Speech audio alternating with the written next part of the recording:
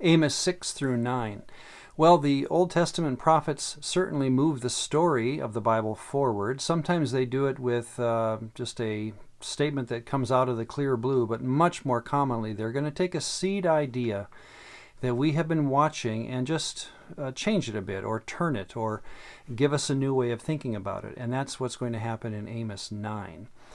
Back in Psalm 1 verse 6, there's a very formative statement made. The Lord knows the way of the righteous, but the way of the ungodly shall perish. And of course there's synonyms for ungodly like sinner or wicked.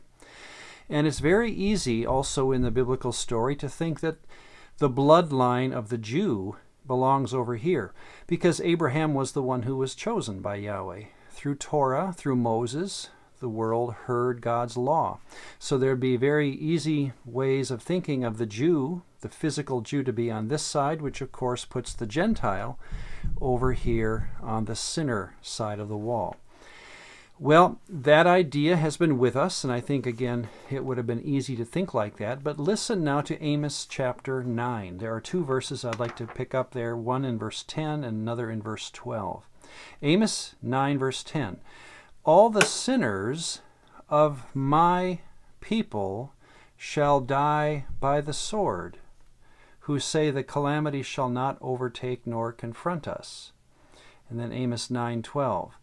That they may possess the remnant of Edom, all the Gentiles who are called by my name, says the Lord who does this thing. So clearly in Amos 9 we have a purposeful mixing of Jew and Gentile, as it were, with the words righteous and sinner. The point being, not all Jews are righteous, and not all Gentiles are to be considered sinners. Well, is there a better analogy then to use than two sides of a wall? Well, listen to Amos 9, again in verse 9. We have a different analogy being used. For surely, God says, I will sift the house of Israel among all nations, as grain is sifted in a sieve. The idea of sifting, where of course you would put things into a bowl, and with those little holes, either what comes out the bottom is what you want to keep or it's what you want to throw away. But the point is being made, much like you have either or here, you have an either or situation here. The difference is you start with, in fact, let's use the words of the verse, I will sift the house of Israel among all nations.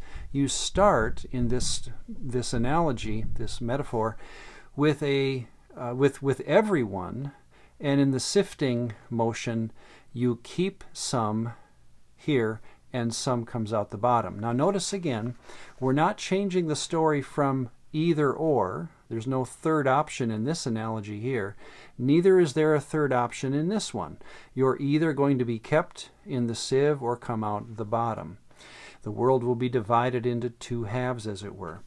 By the way, I think that's an important part to keep, or important idea, and an important idea to keep in our story, because even Jesus at the very end, Matthew 25, speaking of the day of the Lord, the very end judgment, he'll speak of the sheep and the goats, again, as there's only one of two options when it comes to God dividing the world. That idea of sheep and goats, by the way, is an Old Testament idea. Listen to Ezekiel 34, verse 17. As for you, O flock, I shall judge between sheep and sheep, between rams and goats. Again, the idea, and let's use this now as our analogy, that one will remain in the sieve and one will come out the bottom. So I do believe the biblical story is consistent in this matter, that there's only two options when it comes to God and how to treat him and how God will treat the human race. There is no third option. I'd like to end, in fact, with Romans chapter 9, where Paul is going to be speaking of, again, the final judgment and how this will shake out. Notice how he notices that Jews are not all righteous and Gentiles are not all sinners. This is in Romans 9, verses 24 through 27. Even us whom he has called, not of the Jews only,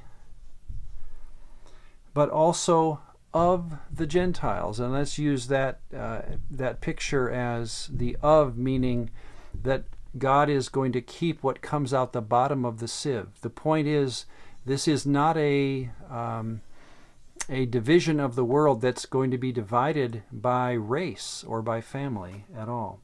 As he says also in Hosea, I will call them my people who were not my people, and her beloved who was not beloved. And it shall come to pass in the place where it was said to them, you are not my people, there they shall be called sons of the living God. Isaiah also says, Paul says here, though the number of the children of Israel will be as the sand of the sea, a remnant will be saved. The idea of that which comes out the bottom of this sieve. So an important point to be made in our story of the Bible, even here in Amos 9, is that yes, we're going to keep the idea of either or. You're either righteous or a sinner, but how that is determined is not two sides of a wall, but some kind of a sifting motion that God will use.